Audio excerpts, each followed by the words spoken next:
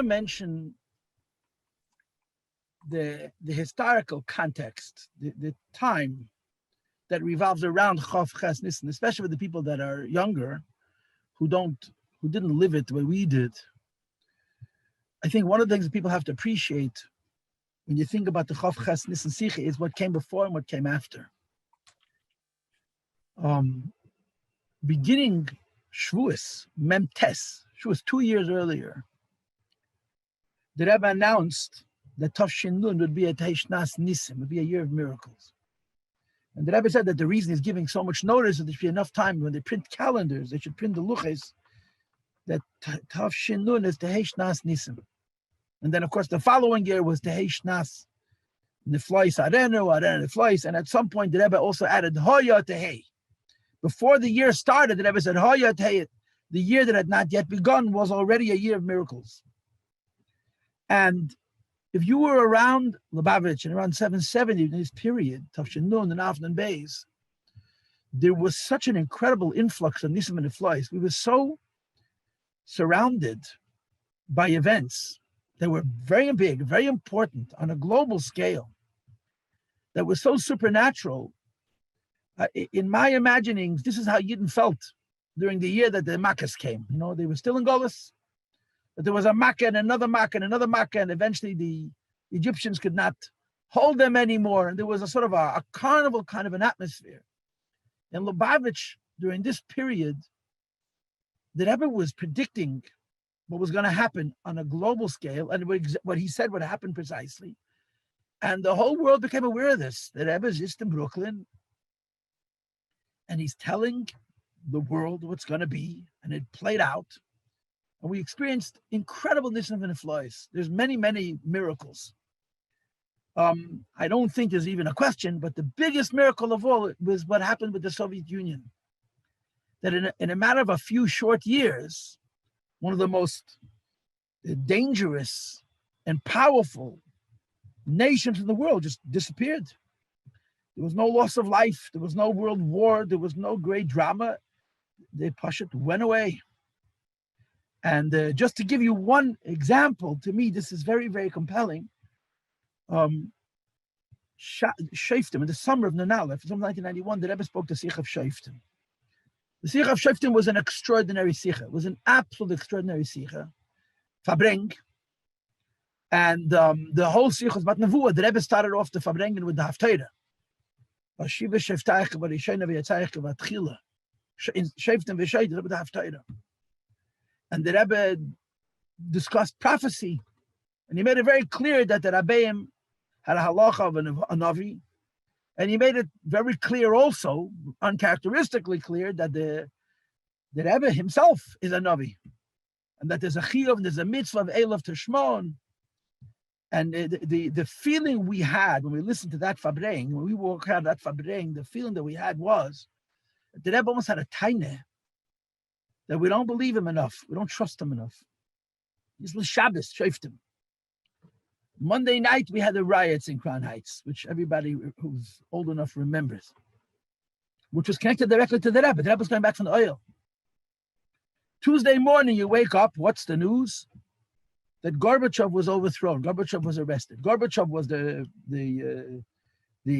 executive, the chairman of the executive committee of the communists, and he was the one who was making all the changes. And he was arrested, and he was replaced by hardliners who sent tanks into the streets of Moscow with instructions to shoot to kill. Anybody who's out in the street, they should shoot to kill. For 72 hours, the world stopped. In my lifetime, this was the closest that I could remember. You know, people talk about how it felt during the Cuban Missile Crisis. I wasn't born by the Cuban Missile Crisis, but I lived those 3 days, 72 hours. The world stopped and didn't breathe. What's going to be? And what happened was there were a lot of camps of all different types all over Russia, because Russia was already quite open at that point, including many Lubavitcher camps. So all the other councils, all the other camps, whether they came from Europe or they came from America, they came from Israel, when this thing came down, they ran out of the country. They wanted to save themselves. The Lubavitcher boys and girls wanted to have a letter. They wrote a short little answer. And I don't remember the words exactly, but it's really worth seeing the original the Rebbe's words were they should continue what they're doing, the camps, wherever they are in Russia till the end, and they should succeed in their holy work. And then the Rebbe added one word, kaposhet. Kaposhet, it's obvious. If you didn't live it, it's hard to fathom how terrifying the thought of communist Russia becoming Stalinist again. And the Rebbe writes, kaposhet. I don't understand what the question is. It's very obvious. It's very self-evident that you have to continue. And then Thursday, the whole thing was over. The Gorbachev came back to Moscow and he immediately announced that there would be a referendum. And then a couple of months later, Russia the Soviet Union disappeared. This is the background of the Simcha of Chof Nissan. Both before and after, the Rebbe gave us what he himself described as a taste of the miracles of Moshiach. He called it the flois harenu, as the close to harenu, the flois, that you see the miracles because the Rebbe showed them to us. And this is part of what made the Simcha of Chof Nissan so shocking, because the mood was so optimistic. The mood in Lubavitcher, and anybody was paying attention to Lubavitcher. We used to go speak in the shuls. We go speak in the shuls after the Fabrengens. And during the Gulf War, on every street corner, people would stand and ask us, what did the Rebbe say today? Because the Rebbe was not being a prophet. He was being a prophet without any masks. He was being very overt. And exactly what the Rebbe said and how the Rebbe said is exactly how it played out. And as a consequence of this, the Simcha of Chof Nissan was such a surprise. It was so inconsistent with everything happening around it.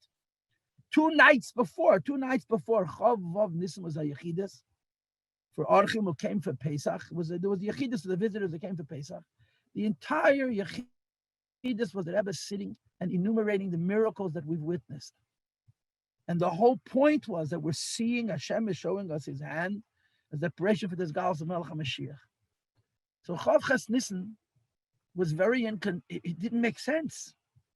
The tone and the mood of Chof Nissan, I don't think this is how the Rebbe intended it, but the way we experienced it was a tone and a mood of almost of years, of despair, something which the Rebbe, Miklal, doesn't have any leanings towards. And especially when it comes to his speaking to us, great Chassidim of Deir HaShvi, the Rebbe is very careful to always be very, very positive. This was an incredibly disturbing tone. And we're all still, 30 years later, we're still not able to come to terms with these 3 minutes. It's 2 minutes and 45 seconds, 165 seconds. And the Rebbe showed us this incredible pain. And I was thinking that perhaps there's another way to understand it. That these 3 minutes at the end of that Sikha, it was Chav Zayin to Chof Nissan. The Rebbe simply took off his mask, and he allowed us to see how he feels about Mashiach. The Rebbeim wear masks. The Rebbeim wear many masks. And if the Rebbeim didn't wear masks, Moshe Rabbeinu wore a physical mask. Tzaddikim have other kinds of masks. If Tzaddikim didn't wear masks, we wouldn't be able to be near them. The Rebbe took off his mask and he let us see what it means to want Mashiach.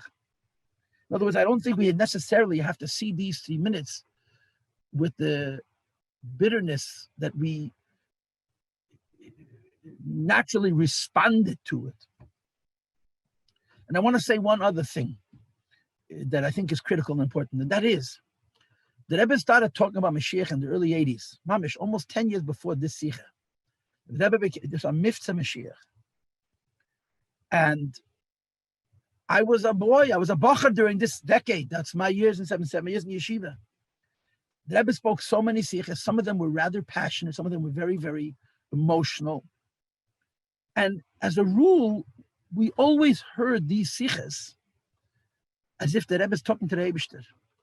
He didn't mean us. He was having a conversation with the Eibishter about the need for Moshiach, and he was allowing us to listen in. Until Chof Nissan, we didn't appreciate, as many times as the Rebbe said it, that the Rebbe was saying to us that there's something that we need to do. And perhaps this is another reason, I think this is the primary reason, the Rebbe made so many Mitzvahim, and Chassidim were always ready and there for the Hineni. When it came to Mashiach, I felt and I feel that for many of us, we didn't see it as the Rebbe talking to us. We saw the Rebbe talking to the Rebbe. After Chof Ches Nissan, there was no doubt in anybody's mind that the Rebbe meant us. And I'm just going to say, I have very little time. I want to say 4 things, which are practical, because the whole point, it should be actionable. I want to say 4 things. And I'm imagining that everyone said these already, and they're going to be said over the next 24 hours many times. But there's a presumption that not everybody is going to stick around for the whole 24 hours, so he probably should be said more than once. Obviously, the most important, the most basic Hirah, which came directly following Chof Ches Nissan, was the Hirah about learning the Moshiach Gula. And again, it was already mentioned in the previous talk that there's going to be a new initiative made that people should learn the Dvar Malchus. And all the sichas of the Rebbe on Inyan Moshiach Gula, the Dvar Malchus is 4 sichas on the Rambam.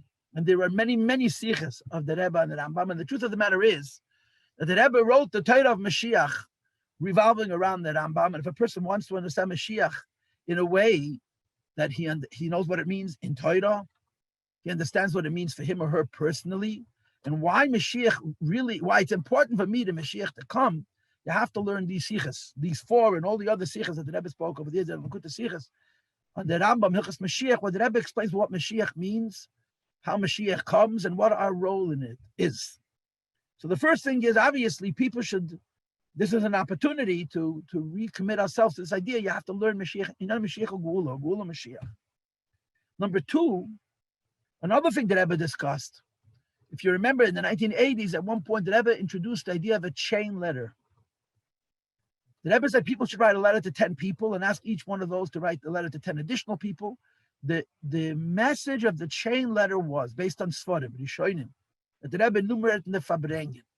The Mashiach's not going to come until we ask for him. Mashiach's not going to come until we demand him. Mashiach's not going to come to a master until we assist. A person needs something, he asks for it. A person needs something very much, he asks for it very desperately. The Rebbe quoted the Radak and other Sforim that say Mashiach's coming is dependent upon us demanding Mashiach. And first of all, you have to just appreciate, we want Mashiach now is an important tefillah. And it has to be said mit ganzen Herzen. And in order for the Haftzara, for the demand for Mashiach to be real, we have to know what Mashiach means. If you learn about Mashiach, then you can appreciate what you want, what I want, what we want, and we have to demand Mashiach, and we have to be mefarsim. This is not a Lubavitcher inyan, that demanding Mashiach is negeya kipshutei in the coming of Mashiach.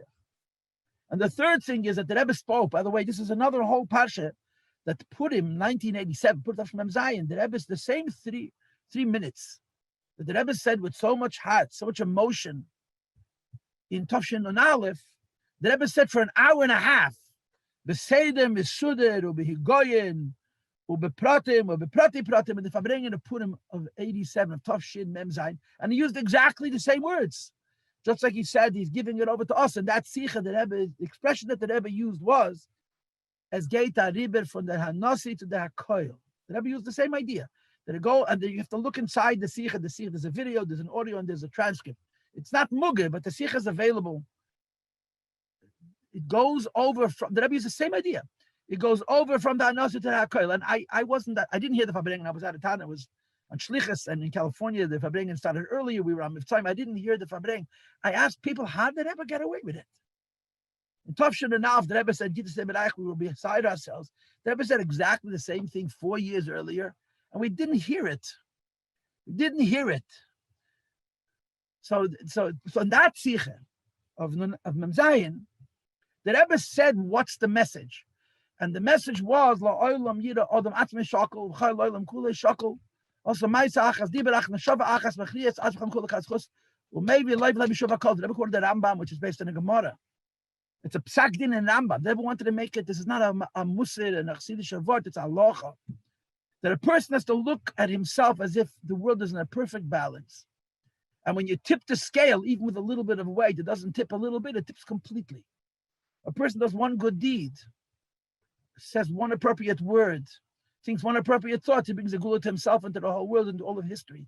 And the Rebbe said, this is actionable. This is a practical message that's negeya in our times. One Maaseh is going to be Mashiach. And we have to think in our minds and hearts that this is something that we, like anybody else, is in a position to do that. Maaseh achas, diber achas, and machshav achas. And the fourth thing that I'm mentioning is that in the summer of Memches, Pashas Kiseitse, the Rebbe spoke about Simcha b'Ta'arasa. Also a practical thing, right? The lumdus is that in Torah, the highest Simcha in Torah is Simcha shel Mitzvah. The Rebbe has a Sikha, a Purim Katan Sikha, which is based on the Rambam. The highest Simcha in Torah is Simcha shel Mitzvah, joy of a Mitzvah. But the Ramah writes, Tevlei Mishta Tamid. At the end of Golus, there's a Simcha which is even higher than the Simcha shel Mitzvah, which is Simcha for no reason. Simcha just because I'm a Yid. And the Rebbe said in the Fabring in the Pashas Kiseta, the Sikha is edited, you could read it inside. Like I tell my students all the time, please do not trust me, take out the book and look it up. The Rebbe said, the Rebbe said, try. The Rebbe said, we tried everything to bring Moshiach, and the Revaila, we have not had Hatzlacha. The Rebbe mentioned other Gdeli Yisrael that made the efforts to be Deicha Gesaketz. And the Rebbe said, one thing we didn't try is Simcha. And the Rebbe wanted the idea of Simcha as an avoida, like you have in that Yom. Nicht as avoida, da sei mit an emes, nor emes allein as an avoida. So this is nicht nor as avoida, da sei da sein mit a Simcha, nor Simcha allein as an avoida. That was the point of that Fabringen. Posha to be sameach as a way of being me'oirer and to be megala, the Galus of Melech HaMashiach. So this is the thoughts that I wish to share. I want to thank you for the opportunity. And Rebbe Shalom Bench was saying, "The Golus Shleima, but if I did have a nigla, matam sarat vachem. Well, man, say, jetzt now, mamish."